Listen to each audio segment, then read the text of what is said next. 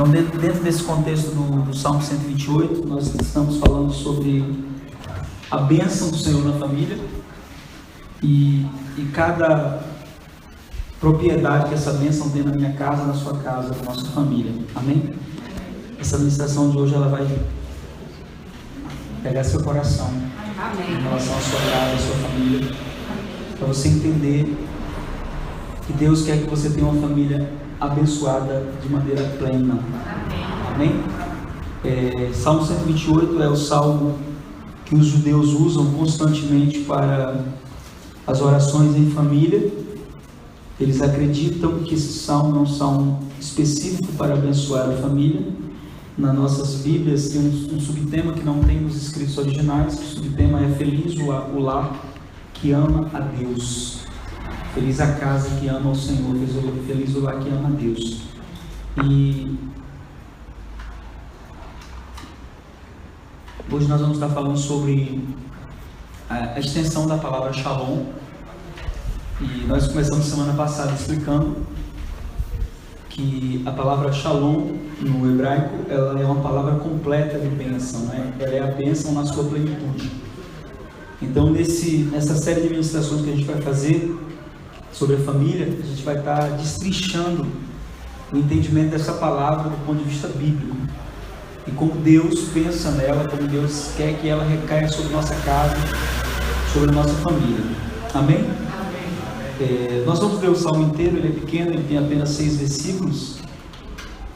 Diz assim: bem-aventurado ou feliz é o homem que teme ao Senhor e anda nos seus caminhos, pois comerás do trabalho das tuas mãos, feliz serás e te irá bem. A tua mulher será como uma videira frutífera no interior da tua casa, os teus filhos como plantas de oliveira ao redor da tua mesa. Eis que assim será abençoada o homem que teme ao Senhor. De Sião te abençoarás e verás a prosperidade de Jerusalém todos os dias da sua vida, e verás os filhos dos teus filhos, e a paz seja sobre Israel. Amém? Deixa eu mudar aqui para a versão de King James, porque na versão de King James o versículo 6 diz assim, né? Que alcances a felicidade dos filhos de teus filhos e veja a paz sobre Israel. Então, semana passada nós começamos a falar sobre qual o segredo para se ter uma família abençoada, uma casa abençoada, um lar abençoado. Qual é o segredo estabelecido pela palavra de Deus, né? O que é que Deus ele pensa a respeito da bênção, né? Se você perguntar para qualquer pessoa, você quer ter uma família abençoada? A resposta imediata será sim, eu quero ter uma família abençoada. O querer e o ser são duas coisas que têm posicionamentos diferentes. Então, querer eu quero, mas o que eu posso fazer para ter uma família abençoada? Aí o Salmo começa dizendo o seguinte, que o primeiro segredo para você ter uma família abençoada é você temer ao Senhor. Esse é o segredo. O temor do Senhor garante a bênção sobre a nossa casa. Então, por causa de alguém que teme ao Senhor em uma casa, Deus traz livramento, Deus traz bênção, Deus traz segurança, por causa de alguém que teme ao Senhor. Eu gosto muito de um versículo que está em Jó, capítulo 22, versículo 30, que diz assim: Deus livrará até o que não é inocente, ele será livre pela pureza das suas mãos, mostrando que quando você é justo diante de Deus, quando você teme ao Senhor, a sua casa é guardada por causa do temor do Senhor no seu coração. E aí ele vem falando, nós falamos semana passada sobre isso, sobre o temor do Senhor como um princípio, e não só temer ao Senhor, mas aqueles que buscam andar nos caminhos do Senhor, que é importante. E paramos no versículo de número 2, que diz assim: comerás do fruto do teu trabalho. E eu expliquei semana passada que para o judeu a palavra trabalho não tem a mesma conotação que tem para nós. Quando eu falo trabalho, você pensa em emprego. O judeu jamais vai ouvir a palavra trabalho e vai pensar em emprego, porque nós colocamos a palavra trabalho e emprego como sinônimos. Então, se eu não estou empregado, eu digo eu não estou trabalhando. Só que o judeu ele não tem esse entendimento é um entendimento errado, porque a palavra trabalho para o judeu, a palavra trabalho para aqueles que conhecem o Senhor, né, dessa maneira, significa a obra das suas mãos. Tudo que a sua mão pode produzir é trabalho. Então você pode até ficar sem emprego, mas nunca vai ficar sem trabalho. E aqui não está dizendo que Deus vai abençoar o seu emprego. Aqui está dizendo que Deus vai abençoar o seu trabalho, a obra das suas mãos. Então significa assim, que o que você colocar a mão para fazer vai ter a bênção de Deus. Amém. Você pode até fazer uma coisa que outras pessoas fazem, mas a sua vai ter uma bênção diferente. O exemplo disso é Isaac. Todo mundo cavava poço, mas o de Isaac dava água e o deles não dava. Qual era a diferença de Isaac para eles? Era simples, Isaac tinha sobre ele a bênção do Senhor. E eu expliquei a palavra bênção no hebraico, é a palavra bará. Bará significa pôr a mão sobre. Então quando você tem a bênção do Senhor, é como se você tivesse a mão de Deus sobre você. E o que é maldição? Maldição não é nada mais, nada menos do que Deus apenas tirar a mão de proteção. Quando Deus tira a mão, aí a maldição alcança, porque não tem proteção divina. Então, a bênção está sobre a minha casa, sobre a sua casa. Significa o quê? Que a mão do Senhor está sobre a nossa casa. E aí, esse sentido da bênção sobre nós, ele diz assim, olha, comerás do fruto do teu trabalho. Ele não diz comerás do fruto do teu emprego, daquilo que você ganha, daquilo que... Não, é mais ou menos assim. O que o salmista está dizendo é o seguinte: tudo que você fizer, que você colocar as mãos e que você fizer para honrar a Deus, vai ter retorno. E aí os judeus acreditam tanto nisso que eles pensam da seguinte maneira: você pode trabalhar para a pior pessoa que seja da face da terra. Às vezes a gente recebe irmãos assustados que dizem assim: pastor, ora por mim, porque eu descobri que meu patrão é maçom, eu descobri que meu patrão ele é do mal e coisa e tal, e agora eu saio do emprego. Não, querido, Deus vai abençoar ele por sua causa. O judeu pensa dessa maneira. Ele tem a bênção de uma maneira tão poderosa sobre a vida dele, que Deus abençoou Labão por causa de Jacó, Deus abençoou Potifar por causa de José, Deus abençoou Faraó por causa de José.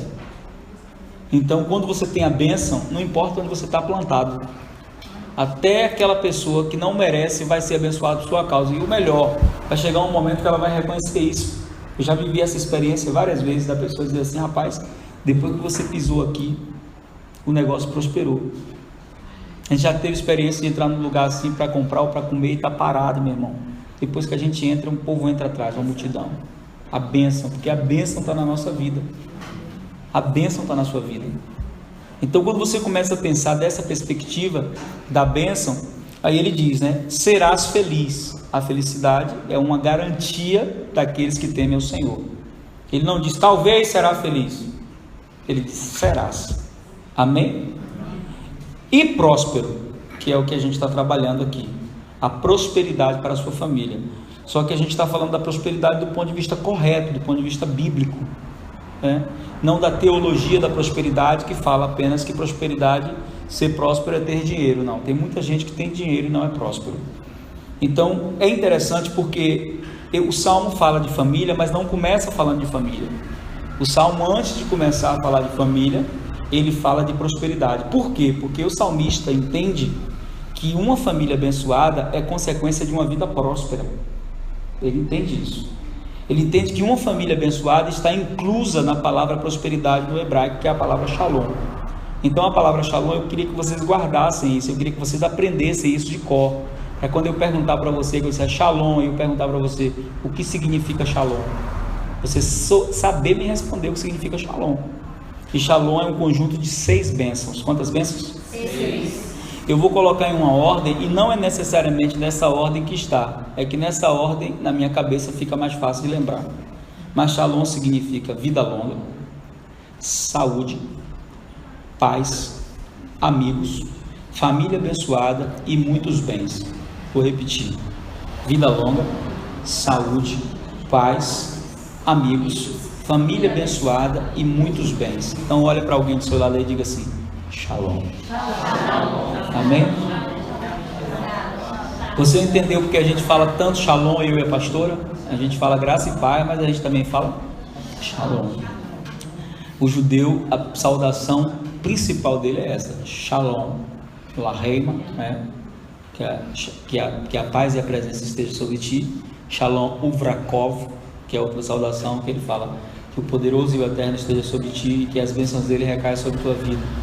Mas a palavra shalom, ela tem essa conotação de bênção completa.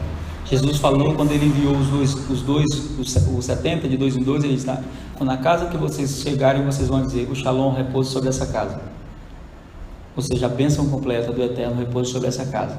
Se as pessoas receberem, aquela bênção vai cair sobre aquela casa. Se elas recusarem, o Shalom volta para vocês. Então ele está dizendo o seguinte: ninguém pode tirar o Shalom da sua vida. Se você abençoar e a pessoa não quiser, volta para você, mas você não perde. Amém? Então o Shalom tem essa conotação. E vida longa, foi o que a gente falou semana passada. A gente falou de vida longa, a importância de ter vida longa. E eu falei que para ter vida longa nós temos que implantar na nossa família o princípio de honra. Por quê? Se eu quero que os meus filhos vivam muito, eu preciso ensiná-los a honrar os pais, os amigos, os irmãos, os professores, qualquer tipo de liderança. Então, se eu quero ter longevidade na minha casa, eu preciso estabelecer dentro da minha casa uma cultura de honra. Como é que eu estabeleço essa cultura de honra na minha casa com os meus filhos? Ensinando o meu filho a ser grato. Por quê? Porque respeito é diferente de honra. Eu posso respeitar por medo, eu posso respeitar por obrigação, mas eu só vou honrar por gratidão. A base da honra é a gratidão. Então eu tenho que ensinar os meus filhos, eu que sou pai, eu tenho que ensinar os meus filhos a honrarem a Deus e a criarem uma cultura de honra dentro da minha casa. Como é que eu faço isso, pastor? De maneira muito simples. No momento que eu vou comer, que eu digo para eles: meus filhos, vamos agradecer a Deus pelo pão que está na mesa, porque isso aqui é favor de Deus sobre as nossas vidas. Na casa de crente eu não oro para Deus abençoar a comida, eu oro agradecendo a Deus, porque eu creio que a bênção já está estabelecida, baseado no que está aqui. Então eu sempre oro agradecendo. Na casa de crente eu não oro para Deus abençoar, abençoe esse alimento, coisa e tal, não. É casa de servo do Senhor, é casa de filho de Deus, o Shalom de Adonai já está ali. Então eu só oro agradecendo: obrigado, Pai, por esse alimento, te agradeço, já está abençoado, porque você é servo do Senhor, você é filho de Deus. Então o Shalom é estabelecido através da honra, da gratidão. Então eu preciso ensinar os meus filhos pedindo a bênção, respeitando os professores, ensinando para ele que toda autoridade constituída por Deus deve ser honrada, deve ser respeitada. Então eu vou criando uma cultura de honra dentro da minha casa, e essa cultura de honra que eu vou criando dentro da minha família, ela vai fazer algo muito maravilhoso acontecer. Ela vai prolongar a vida dos meus filhos. Pode observar que todas as pessoas que estão em presídios ou que morreram antes da hora, envolvidos com drogas, com tráfico, com qualquer outra coisa, começaram desonrando os pais, desrespeitando os pais, a ordem dos pais, aquilo que os pais falavam. Então eles foram para uma vida promíscua e a consequência disso foi a morte. Então o primeiro mandamento com promessa é: honra teu pai e tua mãe. Então eu estabeleço o princípio de honra na vida dos meus filhos, mas eu também, como marido, preciso estabelecer um princípio de honra no meu relacionamento. A minha esposa precisa estabelecer um princípio de honra no nosso relacionamento. Para quê? Para que a honra seja uma linguagem visível no nosso relacionamento e os nossos filhos olhem para a gente e queiram o casamento que a gente tem. Que eles olhem para nós e fiquem admirados com o relacionamento, a forma como eu respeito a minha esposa, a forma como eu trato ela, a forma como eu cuido dela. Tudo isso é honra sendo estabelecida e ministrada. Então eu estou criando no meu lar uma cultura de honra. O que vai acontecer? Essa família vai viver muito na terra. Ela vai ser uma família que vai viver muitos anos, porque a honra, quando é uma cultura estabelecida, ela prolonga os dias. O contrário também é verdade: a desonra abrevia os dias de vida. Então quando a pessoa não honra, ela morre antes do tempo. Tem um ditado por aí: a pessoa só morre no dia que Deus quiser. Isso não é bíblico. A Bíblia diz que Deus pode acrescentar os dias ou abreviar os dias. Depende da postura que você tem. E o padrão principal para que Deus prolongue os dias é a honra. Amém? Mas o assunto de hoje é a segunda bênção do Shalom. Shalom é vida longa, depois vem saúde. A gente vai falar hoje de saúde. E eu não vou falar de saúde só no contexto físico, né? Esse contexto físico ele é extremamente importante. Nós precisamos estabelecer a saúde como um contexto verdadeiro na nossa casa, não aceitando que haja enfermidades debaixo do nosso lar, porque Deus, quando fala com Israel, Deus diz: não haverá enfermos entre vós, porque eu sou o Senhor que te sara. Ele é Yahvé Rafá, o médico dos médicos, o Senhor que nos sara. Então a cura para nós como filhos de Deus, a saúde para nós como filhos de Deus, é um direito estabelecido pelo Cristo que morreu na cruz. Então Isaías 53 diz que ele levou sobre si todas, quantas? todas as nossas enfermidades, e o castigo que nos traz a paz estava sobre ele. Então, muitas vezes a gente tem alguém da nossa casa que fica doente, e o fato da pessoa ficar doente não significa necessariamente que a nossa casa está com a maldição, mas é uma oportunidade para Deus se revelar com milagre. Se a doença vier, Ele é Deus. Deus para quê? Para curar. E Ele traz esse milagre, essa manifestação. Então, quando eu começo a estabelecer um padrão de cura na minha casa, eu vou sempre recorrer antes ao sobrenatural. Senti uma dor. A opção inicial sempre será a fé. Então a fé será o padrão de início. Meu filho caiu e já aconteceu isso, né? Criança caiu de longe, você viu que foi uma queda feia, você já repreendeu. Senhor, em nome de Jesus, todo demônio que tem se aproveitado desse momento para trazer sequelas está repreendido em nome de Jesus. E a cura acontecer. Não ter sequela, não ter nada. Por quê? Porque a saúde é uma bênção de direito sua como filho. E eu, quando começo a entender isso, né, que faz parte do Shalom, e aí o Shalom envolve tudo isso, né, vida longa, não adianta ter vida longa doente, não é verdade? É melhor morrer logo, do que ficar doente e durando na terra. Então, a vida longa, a saúde, e é interessante porque dessas 6 bênçãos que o Shalom traz, a única que o dinheiro pode comprar é a última, é os bens. O dinheiro não pode comprar vida longa, ele pode até prolongar os dias, se a pessoa tiver com a doença terminal, qual dos remédios que ela toma e tem dinheiro para comprar, mas não vai dar vida longa a ela. O dinheiro não pode comprar a saúde, pode comprar o remédio mais caro, o quarto de hospital mais caro do mundo, pagar o melhor médico do mundo, mas não pode comprar saúde. O dinheiro não pode comprar paz. Compra um lugar tranquilo, um lugar sossegado, onde você vai ficar, mas pode mesmo lá vai estar perturbado. O dinheiro não pode comprar amigos. Amigos verdadeiros te amam pelo que você é e não pelo que você tem. Eles são frutos da ação do Espírito, do amor de Deus em sua vida. Dinheiro não pode comprar uma família abençoada. Família abençoada é bênção de Deus. A única coisa que o dinheiro pode comprar é os bens. E se você tiver os bens, mas todo esse restante estiver desequilibrado, nem os bens você desfruta. Já vi gente, né?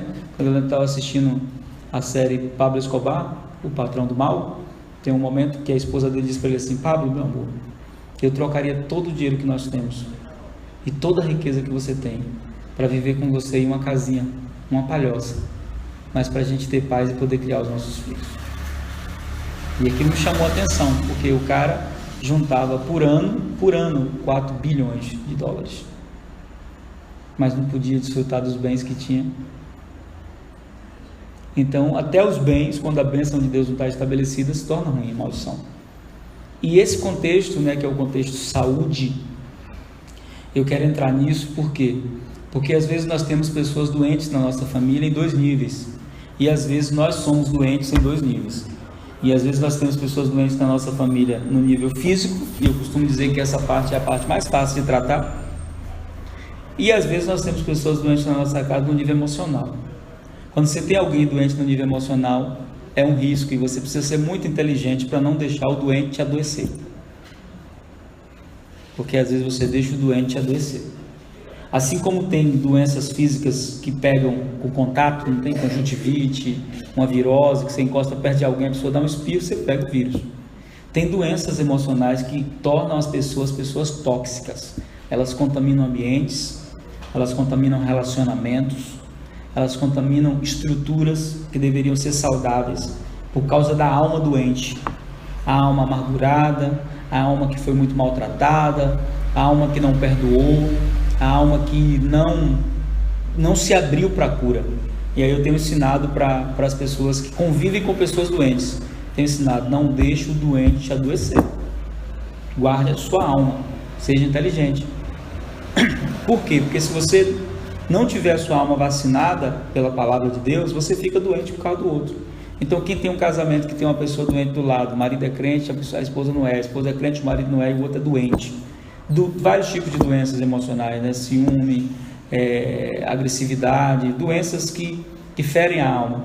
Então é um desafio viver com uma pessoa assim. O filho que é rebelde é uma doença da alma, rebeldia, e por aí vai. E muitas das doenças físicas hoje em dia, isso é comprovado clinicamente, não começam na carne, começam na alma, começam na emoção. E a gente precisa tomar muito cuidado, porque o câncer, a úlcera, a gastrite nervosa, essas doenças que atingem o nosso funcionamento de organismo, a maioria delas começa no coração, nas emoções. Então é muito interessante a gente entender que nós fomos ungidos para curar, amém? Amém. Nós somos curados pelo Espírito, temos a bênção da cura e fomos ungidos também para curar. Então eu tenho uma facilidade muito grande de identificar uma pessoa doente da alma. Com meia hora de prosa eu identifico. O que aconteceu comigo essa semana com uma pessoa que me ligou. Em 53 minutos de conversa eu consegui diagnosticar, como o médico faz um exame. Não tem os médicos que fazem um exame físico, que passam a bateria de exame. Em 53 minutos de conversa com o cara eu diagnostiquei pelo menos 5 doenças críticas da alma. Aquela doença que o cara tem e que ele não aceita que tem. E um detalhe sobre isso é que não dá para curar quem não acha que é doente. Quem falou isso? Jesus Cristo.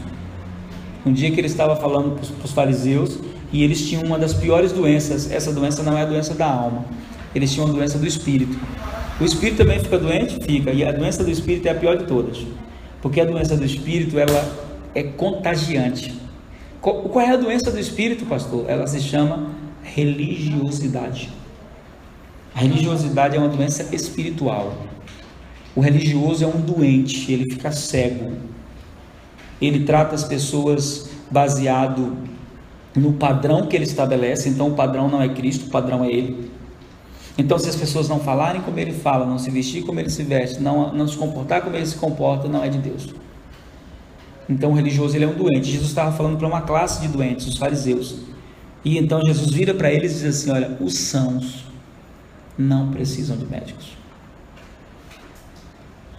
Mas Jesus não estava dizendo que eles eram sãos. Jesus estava dizendo o seguinte: eles são doentes, mas não conseguem entender que eles são doentes. Ele disse: só pode ser curado aquele que reconhece que está doente. Então a religiosidade, ela é uma doença do espírito. E quando ela toma uma casa, irmão, sabe como é que o religioso age? Ele coa um mosquito e engole um camelo. Então ele é cri-cri com coisas pequenas. Por que você se maqueia? Por que você faz isso? Por que você faz aquilo? Mas ele bate na esposa, ele é agressivo com os filhos, violento com a mulher, ele compra e não paga, mas ele é religioso. Então a religiosidade cega ele de uma maneira que ele fica doente e ele adoece a família. Eu já tive que cuidar de filhos de pais religiosos que eram pastores, e eles disseram assim: olha, eu não quero saber do evangelho por causa do meu pai. É a pessoa que testemunha louco.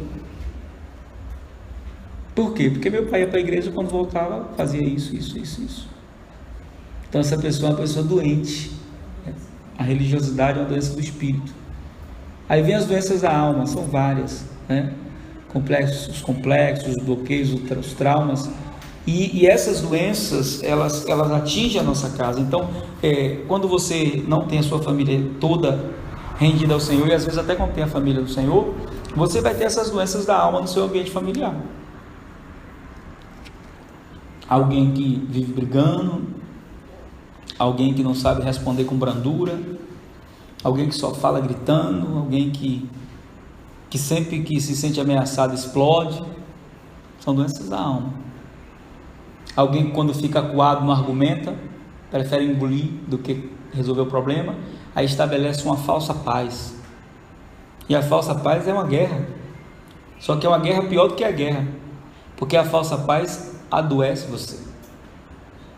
Então a gente não pode estabelecer falsa paz. Doeu, tem que dizer que está doendo, tem que dizer. Agora, como diz, é outra coisa, né? Tem que saber, ter sabedoria para dizer: eu não gostei do que você fez, sua atitude me incomodou, olha o que você está fazendo, está me ferindo. Então você vai estabelecendo na sua casa um ambiente de cura, onde os relacionamentos, eles são saudáveis.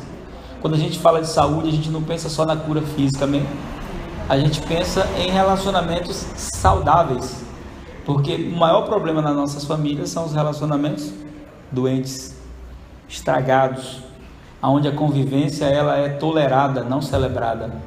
Então você tolera viver ali, mas você não se sente bem ali. Você não gosta de voltar para casa. Então isso é trágico, né? Quando a casa não é o lugar mais confortável do mundo, mais tranquilo, mais maravilhoso do mundo, tem alguma coisa errada lá. Eu viajo muito, fico em cada hotel, né?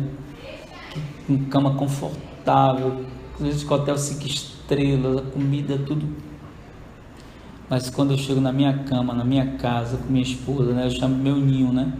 Quando eu estou no meu ninho, meu Deus, não sinto saudade, nem lembro que aqueles hotéis existem. Quando eu estou lá, eu lembro de casa. Quando eu estou em casa, eu não lembro de lá. Por quê? Porque eu sou feliz na minha casa. A minha casa é um ambiente saudável. Meus relacionamentos são relacionamentos saudáveis. Então, estabelecer saúde na nossa casa não é só estabelecer a saúde física, né? Rompendo maldições e qualquer tipo de enfermidade que venha. É priorizar a saúde nos relacionamentos. E enquanto você não ganha aquela pessoa para Jesus, tem que orar por ela, mas você não pode deixar a doença dela te adoecer. Estava contando um testemunho de um pastor que eu admiro muito, que é o pastor Cash Luna, e ele é muito usado em cura. E aí eu vou entrar numa área agora que vai pegar você, amém? E precisa pegar você para você cair em si. E o Cash Luna um dia fez uma oração e ele perguntou a Deus assim: Senhor, por que tem tantas pessoas que não são curadas nas minhas conferências? Eu tenho fé, Senhor. E aí Deus deu uma resposta para ele, que ele disse que não esperava ouvir, né? E quando Deus respondeu quando Deus deu essa resposta para o Cacho, ele disse o seguinte: meu Deus, eu preciso pregar isso para os pastores. Ele disse assim, Deus escolheu assim: para que eles vão ser curados se depois eles vão comer para adoecer de novo? E eu falei, hã? Aí ele disse: existem doenças que estão no seu corpo físico, que não foi o diabo que colocou, foi você. Como? Comendo errado, se prejudicando, sabendo que não podia comer aquilo, continuou comendo. Aí vai pedir para Deus curar a diabetes? Ele disse assim: olha, eu fiz um balanço, ele disse, nas minhas cruzadas, Deus cura coluna, Deus cura pé quebrado. Ele falando, é engraçado, né? Deus cura olho que foi furado, Deus cura coração, Deus cura um monte de coisa, mas raramente Deus cura diabetes. Ele falou, é um caso ou dois, ele falou, de cura. Aí ele disse, por quê? Porque a maioria das pessoas, quem está sustentando a doença dela não é o diabo, é ela. Então ele começou a falar de doenças que têm legalidade de ação no nosso corpo. E quando eu ouvi essa mensagem a primeira vez, ela mexeu comigo, eu fiquei assim, mas agora de novo eu ouvi ela umas 5 vezes, para mudar a minha alimentação, para mudar meu estilo de vida, para mudar a maneira de comer. Eu tive que ouvir e deixar entrar, porque ele fala algo muito interessante na mensagem, que eu nunca tinha pensado. A gente fala, quando Deus traz a revelação para alguém, é interessante mais, né? Cash Luna diz o seguinte: Deus não unge espíritos, Deus não unge alma, Deus unge corpo. A unção de Deus caminha na carne. Aí ele dá o exemplo de Eliseu. Quando Eliseu morreu, os ossos dele foram enterrados, o corpo dele foi enterrado e teve uma guerra e não tinha mais cova. Então resolveram abrir as covas de quem já tinha sido enterrado, tirar os cadáveres de dentro. Como chegaram na cova de Eliseu, era um profeta respeitado, não tiraram o cadáver. Então qual foi a sugestão? Joga o soldado morto por cima, e a gente enterra. Quando o soldado tocou nos ossos de Eliseu, ele ressuscitou. Ele já havia morrido há muitos anos, mas a unção ainda estava nos ossos, porque a unção vem para a carne. Quando Deus fala de derramar o Espírito, Ele diz: eu derramarei o meu Espírito sobre toda a carne. Ele não diz sobre o Espírito, nem sobre a alma, Ele diz sobre a carne. Então a unção caminha no nosso corpo, e o nosso corpo é o templo do Espírito Santo. Aí Ele diz assim: sabe por que muitas pessoas estão doentes? Porque elas estão pecando contra o templo, elas estão pecando contra o corpo. Aí ele fala algo muito forte. O Cacho Luna diz o seguinte: todo aquele que não cuida do templo, olha só isso aqui, viu? Para você sair daqui pensando. Todo aquele que não cuida do templo, todo aquele que come descontroladamente, essa pessoa, ela é inimiga da cruz de Cristo, porque ela está destruindo o templo do Espírito Santo. E tem respaldo bíblico porque ele diz? Tem. Filipenses capítulo 3. Abre aí. Filipenses 3, 18 e 19. Olha só que forte isso aqui. Viu? Filipenses 3, 18 e 19. Todos encontraram? Procure aí Filipenses 3, 18 e 19. Quem encontrou, diga amém? Porquanto, como já vos adverti repetidas vezes, e agora repito como? Com lágrimas nos olhos, que há muitos que vivem como inimigos da cruz de Cristo. Preste bem atenção, ele não está dizendo que são, ele está dizendo que vivem como inimigos da cruz de Cristo. O fim dessas pessoas é o que? A perdição. O Deus deles é o que? A versão de King James diz assim: o desejo deles, o Deus deles é o estômago, é o ventre, é o estômago. E o orgulho que eles ostentam funda-se no que é vergonhoso. Então ele está dizendo o seguinte: é que são pessoas que a barriga dela, né, o ventre dela vem antes de qualquer coisa. Então essas pessoas, elas são inimigas da cruz de Cristo porque elas estão destruindo o templo do Espírito. E aí o Cachoruna fala algo interessante nessa mensagem. Existem dois pecados que são pecados contra o corpo direto. Um deles é a prostituição. Paulo fala isso em 1 Tessalonicenses capítulo 4, 1 Coríntios capítulo 3, que a prostituição é. E o segundo pecado direto contra o corpo é comer desordenadamente. E aí ele diz, todas as vezes que a pessoa faz isso, além de ser inimigo da cruz de Cristo, ela está dizendo que não crê que Jesus ressuscitou. Porque ele diz, se Cristo não ressuscitou, comamos e bebamos, que amanhã, então preciso cuidar do corpo. Aí ele pergunta, o que Jesus entregou na cruz? Na cruz Jesus entregou o quê? O Espírito ou o corpo? O corpo, porque o Espírito ele entregou a quem? Ao Pai. Ele diz, Pai, em tuas mãos. Mas na cruz ele entregou o quê? Um corpo cheio de diabetes, um corpo com colesterol alto. Então você entende que Jesus cuidou do corpo dele para entregar por nós? Aí ele, Cachorro, diz algo interessante: nossos corpos, eles não serão substituídos. A Bíblia diz que eles serão transformados em uma outra glória. Então ele diz, quando a pessoa não cuida do corpo, ela não crê nisso, ela não crê na ressurreição do corpo, né? Nós cremos na ressurreição do corpo. Eu creio, a palavra diz que a gente deve crer na ressurreição do corpo. Então tem muita gente que ela está doente e o agente causador da doença na vida dele não foi o diabo, foi a boca dele. O pastor Luciano Subirá, no testemunho dele na mensagem Cuidados com o Corpo, ele diz que ele se vangloriava porque quando ele fazia a bateria de exame estava tudo ok. E aí o médico falava, pastor, você precisa se cuidar. E ele ficava se achando, né? Porque gordão e não tinha tudo equilibrado. E aí ele fala algo interessante, ele diz, o corpo é como um cartão de crédito, ele deixa você gastar, agora quando a fatura chega, ele diz, para mim a fatura chegou com diabetes e pressão alta. Interessante, ele perdeu 54 quilos e ficou curado da diabetes e da pressão alta. Então ele não tinha problema de pressão alta nem de diabetes, o problema dele era sobrepeso. Quando ele perdeu o peso, que era excesso, ele ficou curado. Interessante isso, né? Então a gente não pode atribuir uma enfermidade dessa ao diabo. Dizer assim, foi o diabo que me colocou diabetes. O pessoal até brinca dizendo que diabetes são as bailarinas do diabo, né? As diabetes, né? Ou a namorada do diabo, a diabetes. Mas não tem nada a ver, não é? E porque esse nome, né, estranho, diabetes, não podia ser outro nome, né? Diabetes, aí o radical é o quê? É diabo. Então o pessoal até brinca falando isso, né? A noiva do diabo, a diabetes.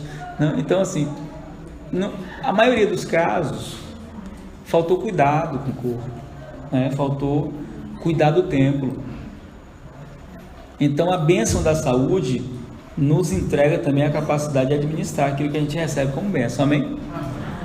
Para a gente fechar, existem enfermidades que são causadas por ações erradas nossas, existem enfermidades que são causadas por doenças emocionais, como nós falamos, né? Pessoas que ficaram doentes da alma e adoeceram do corpo.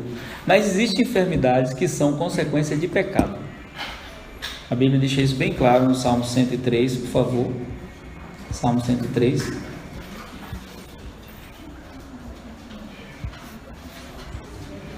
Salmo 103.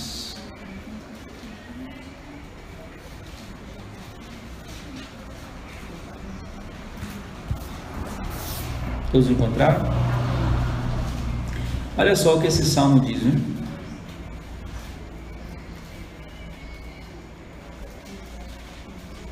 Versículo 3.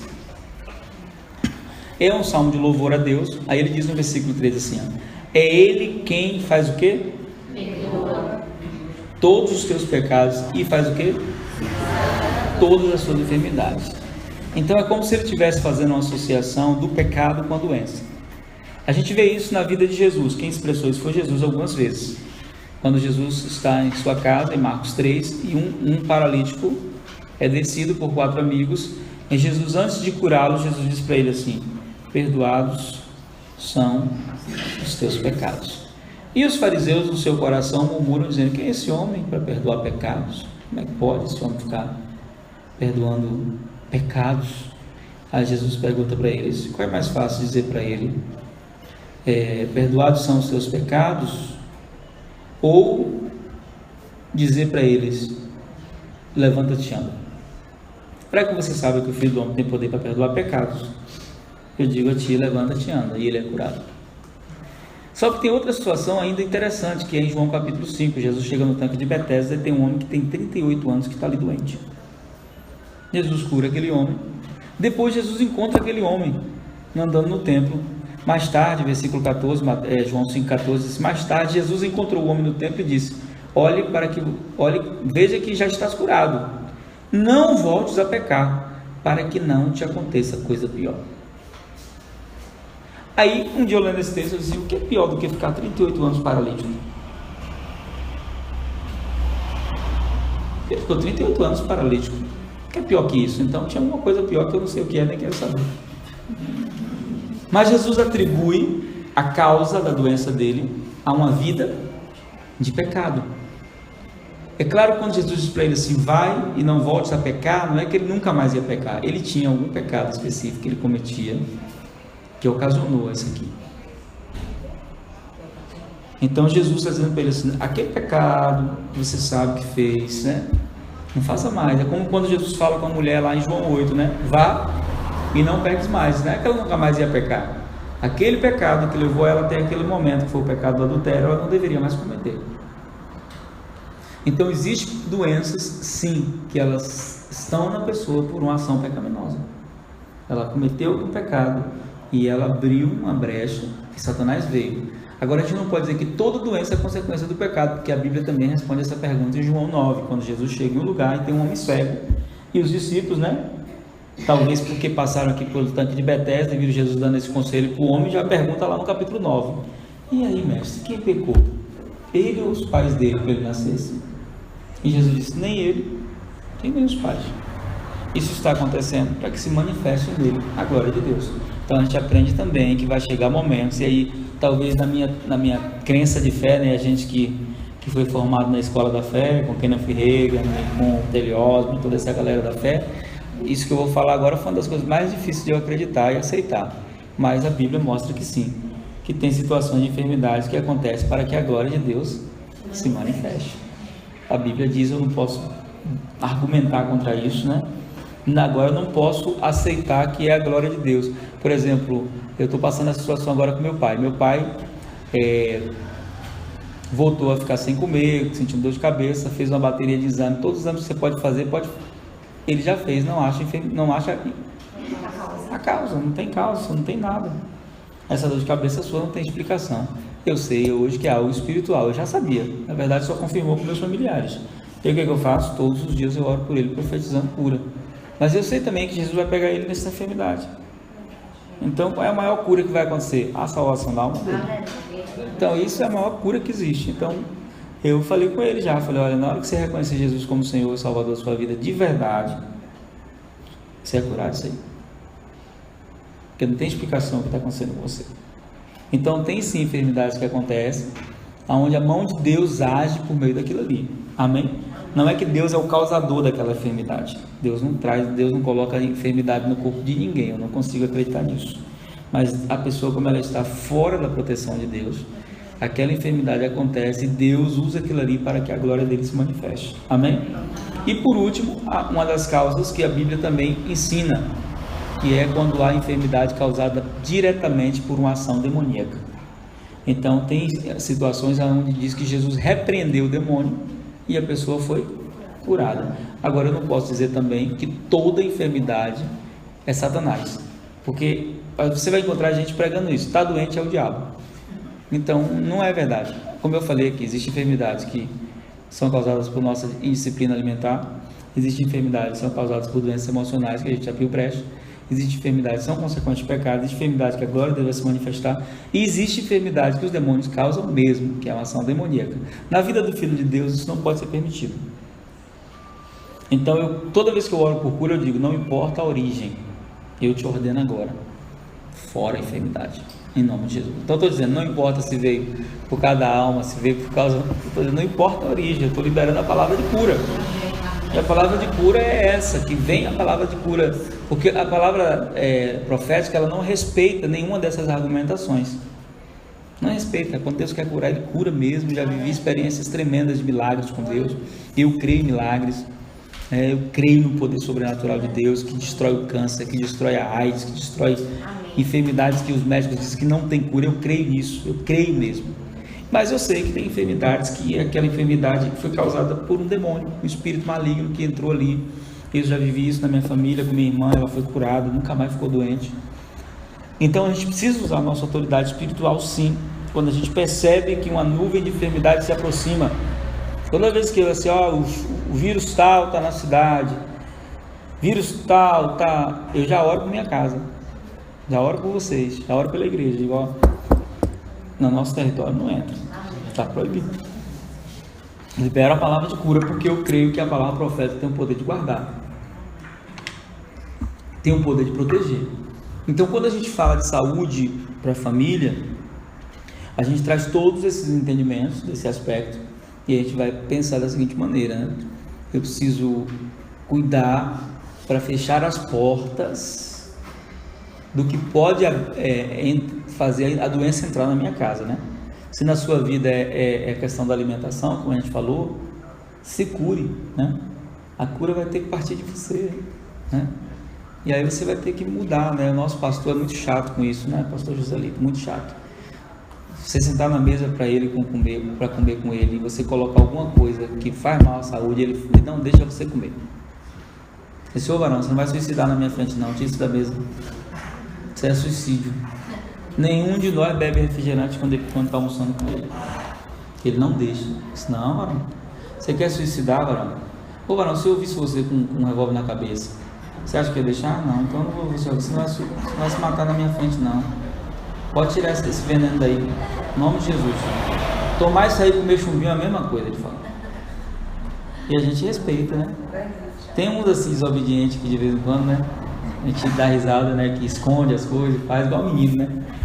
Mas essa é uma realidade espiritual, porque quando a pessoa morre por uma causa dessa, a família culpa Deus. Por que Deus não fez nada? Uma pessoa tão boa, uma pessoa tanta gente ruim no mundo, e fulano tão bom, Deus levou.